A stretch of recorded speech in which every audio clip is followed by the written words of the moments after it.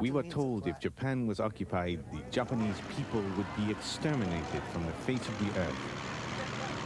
As Allied forces close in on their homeland, Japanese pilots will turn to a last desperate weapon, the suicide attack. And the kamikaze came through and hit the center LFT and sunk it. That was our first experience with the kamikaze, and it was rather frightening.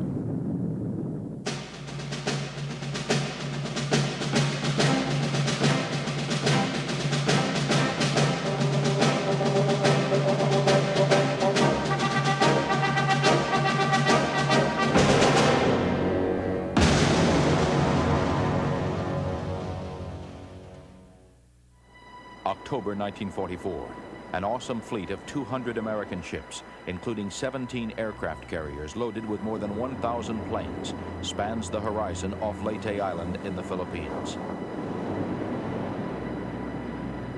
The Japanese move to meet them, aware that the battle will determine the fate of Japan. Beating back the U.S. forces will buy an honorable peace. I think the Japanese wanted Leyte to be the last battle, followed by a peace treaty. But before negotiating a treaty, the Japanese wanted to chase the Americans away from Leyte, so our bargaining position would improve. To achieve such a big victory, a small number of pilots was not enough. So Japan sent 3 squadrons. An invasion force hits the island. Ships and planes from U.S. Navy Task Force 38 support the landings.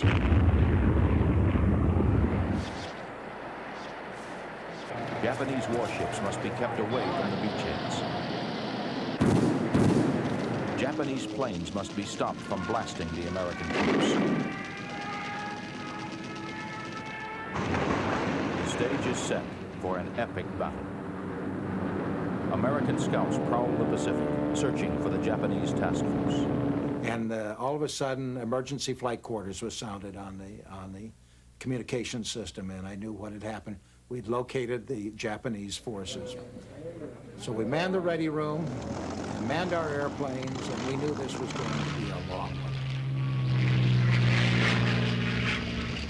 The U.S. Navy's top ace, David McCampbell, plunges into the go-for-broke Battle of Leyte Gulf.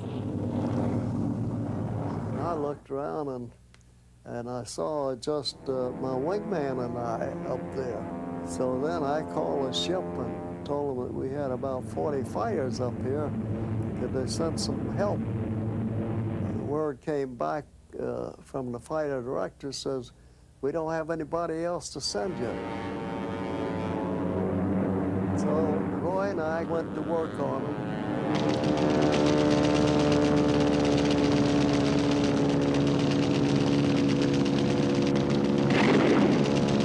The combat is furious, dreamlike. During the frenzy, McCampbell scores 9 kills.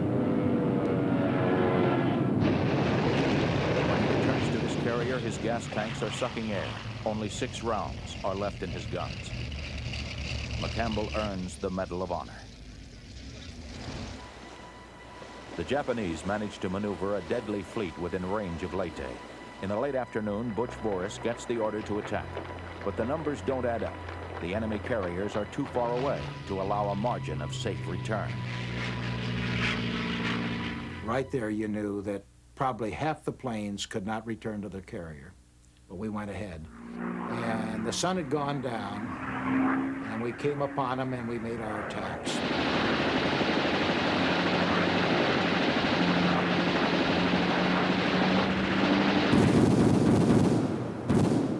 It was pretty heavy, and we lost a lot of them. The attack is successful. But as the sun disappears, U.S. pilots fly into a nightmare. We know we haven't got enough fuel to get home. The torpedo planes are calling out, I'm out of fuel, I'm going in the water.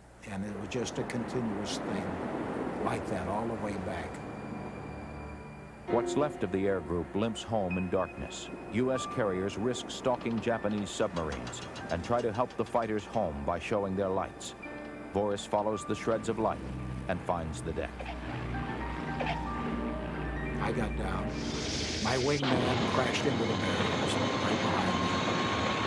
From then on out, we were pushing airplanes over the side. They were landing in the water, parachuting out. And this went on until there were no more airplanes. They were all gone, or the few of us got down. We lost over half of our aircraft that night. The beachhead on Leyte is secured, but the battle for the air is wicked.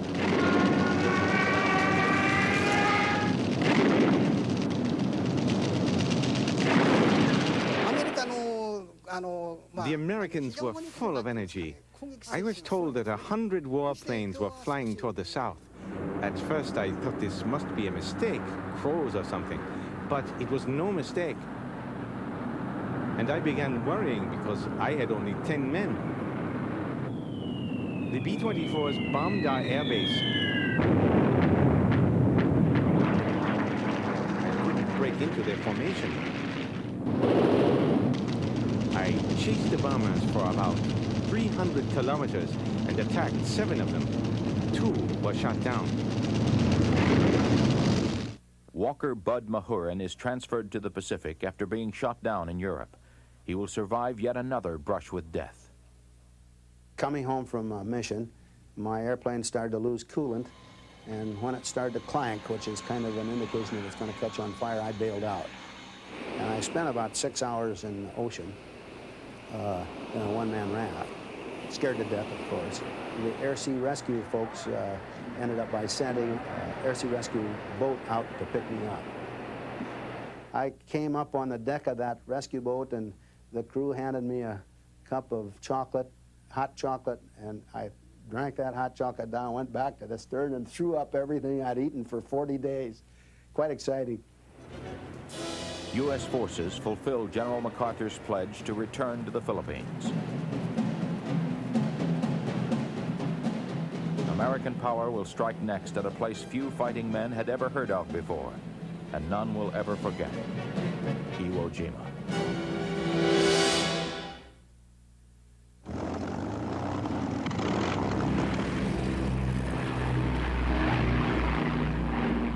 February 1945. Air and sea bombardment hammer Iwo Jima, only 750 miles from the heart of Tokyo. Iwo's strategic importance is its airstrip, used by the Japanese fighters to intercept American bombers on their way to Japan. Satoshi Anabuki takes on American bombers, unloading fire and destruction on the once untouchable Japanese mainland. It is a difficult challenge. The bombers could reach very high altitudes, and we had a hard time climbing up to intercept them. If we could wait at their anticipated altitude, then it was all right. I downed one bomber. I saw it catching fire, emitting black smoke and flying away. I couldn't see it crash. American bombers were headed back south after bombing the Hanshin area. I took off with the rest of my unit. They were at about 12,000 feet and made the mistake of not flying in tight formation. We shot down about 13 planes.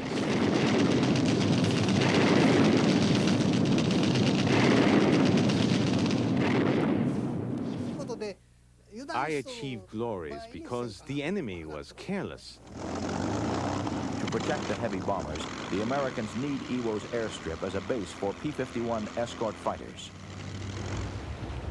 American Marines launch an amphibious assault against Iwo Jima. Japanese resistance is fierce. Outnumbered in the air, only a handful of Japanese pilots defend the island. Iyozo Fujita, Japanese Air Force. We had radar on Iwo in the beginning. We were warned the enemy is coming. We took off, but they were not coming at all. They tricked us. We were confused, so we landed. Then a lookout saw them coming, and we took off again. We flew low, line astern, but we were cut off. In just 2 days, we were completely destroyed. The for Iwo Jima is the bloodiest in the history of the U.S. Marines. 6,000 will die on that desolate island. 17,000 are wounded. The Japanese lose more than 20,000 men. Only 1,000 are taken prisoner. Die-hard Japanese burrowed deep inside caves. Marines seize Iwo's airfield. Now crippled bombers returning to Tokyo can land on Iwo.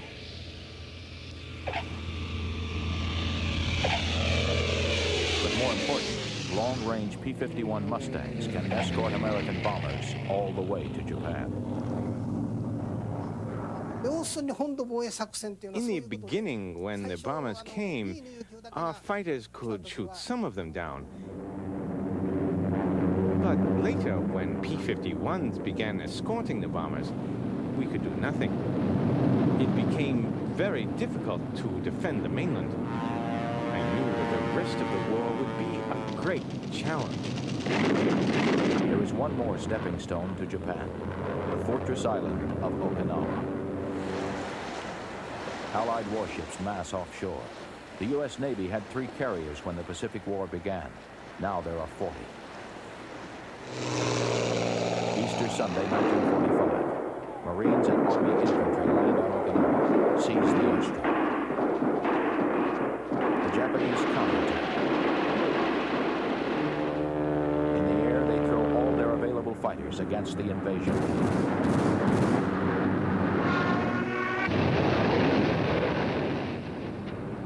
Japanese pilots face swarms of U.S. fighters and bombers as thick as rain. They are desperate for a new strategy. Over Leyte Gulf, the Japanese tested a terrible weapon. Suicide pilots ordered to crash their planes into American targets. Off Okinawa, these human bombs, the kamikazes, drop from the sky like fireballs.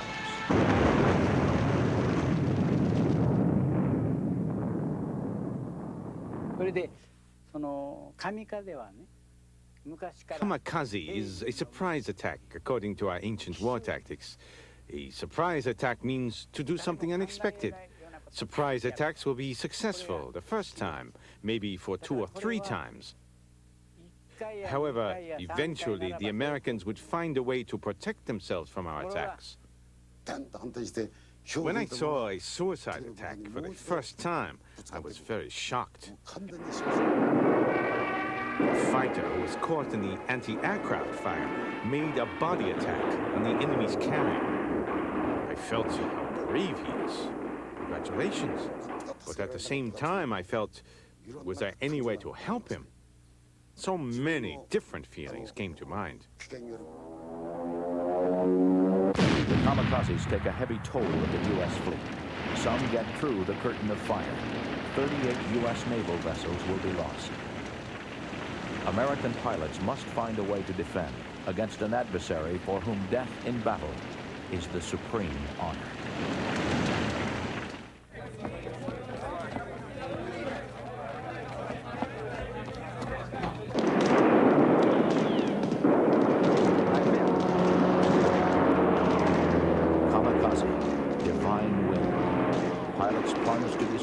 Inside Zeros weighted with 500-pound bombs.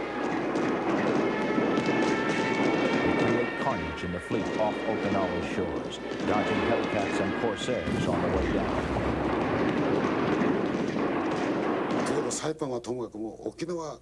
The Americans attacked Okinawa. Against such an enemy, against the unexpected moves of the enemy, no strategy would have been effective. No strategy was planned. The planes that flew near Okinawa received orders to attack, attack, attack. Well, there was no other way then to make kamikaze attacks. We did not have time to plan a strategy. American gunners throw up a wall of fire against the suicide attacks. It is so intense, even their own pilots are shot down. I bailed out off the island of Okinawa during that campaign. The United States Navy USS Beale shot me down while they were trying to fire at a Japanese airplane. I hit the wrong airplane.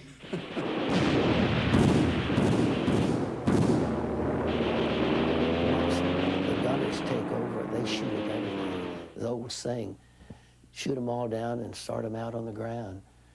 And it's awful hard to get them to stop once they start firing. The orders to fly and die come from above. Some Japanese pilots question the fanatical doctrine of death. I went on the very first kamikaze mission. Kamikaze attacks were very, very foolish attacks. All the men who were in the headquarters lied. Every pilot volunteered for a kamikaze unit. I go, I go, I go. Did everyone say that? That's a lie. You are ordered. So-and-so numbers from that squadron. So-and-so numbers from this squadron. Only a fool would want to go for a sacrifice attack. The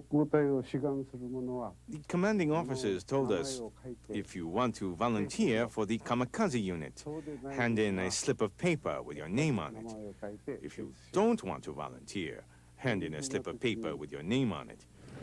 In the climate of the Japanese military forces during the war, it was very difficult to say you didn't want to die. Americans who heard kamikaze stories think that the Japanese must be strange. They think we are crazy. We are not crazy. Both American pilots and Japanese pilots are the same human beings. We are there people who will volunteer to die. No one wants to die. But if a pilot was ordered, we were all military men. We would go. I think the Americans might have thought the kamikaze attack was a very poor strategy. And if the commanding office had had a better strategy, they would have used it. But in fact, there was no alternative. It was a dying struggle. Compared to the number of planes that made kamikaze attacks, the results were not very satisfactory. The losses were greater than the glories.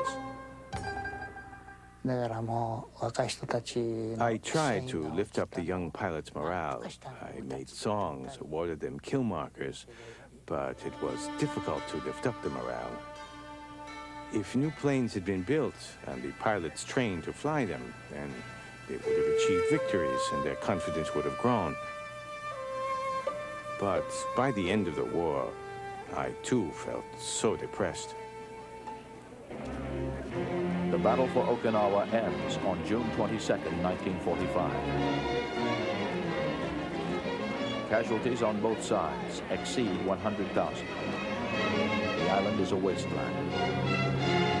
Swarming kamikazes destroyed 38 American warships, killing 5,000 sailors and airmen. Allied planners asked themselves, if it is like this on Okinawa, what will it be like when we invade Japan? After Okinawa's fall, only the Japanese mainland was left. No enemy ships were to be allowed to reach the mainland. That was an order. All the pilots were ordered to make sacrifice attacks. That was the strategy for winning battle on the mainland. Fight to the death, die on the coast. If a decisive battle actually happened, Japan would be a disaster.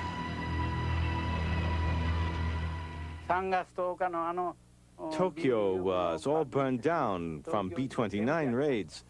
If the emperor saw what happened to Tokyo, why didn't he demand to stop the war? When I faced the Americans' continuous raid on the mainland, I felt that Japan would not be able to win the war because we were pushed to the edge. Of course, I did not express my opinion. I felt that there was no way to stop the enemy. We non-commissioned officers could not do anything.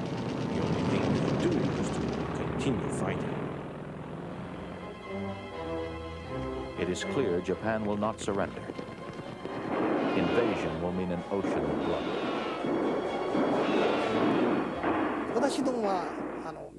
Some might have felt that we would lose the war, but I didn't think we would lose until the last minute. I figured that when we were suffering, the enemy must be suffering too. That's the way I saw it. So when I heard the emperor's announcement ending the war, I was very frustrated.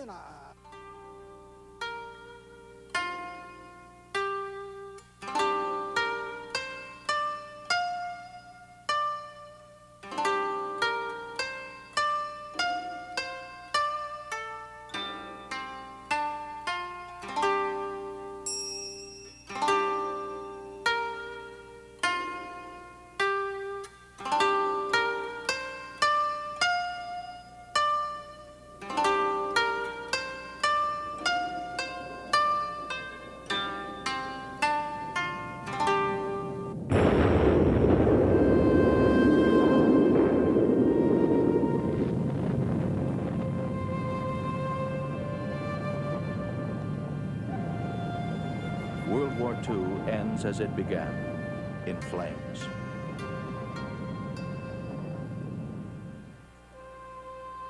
The vanquished mourn. The victors celebrate. A weight is lifted from the planet. For a moment, there is no peril in the sky.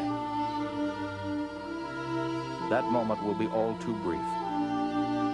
Still, it is a moment to cherish.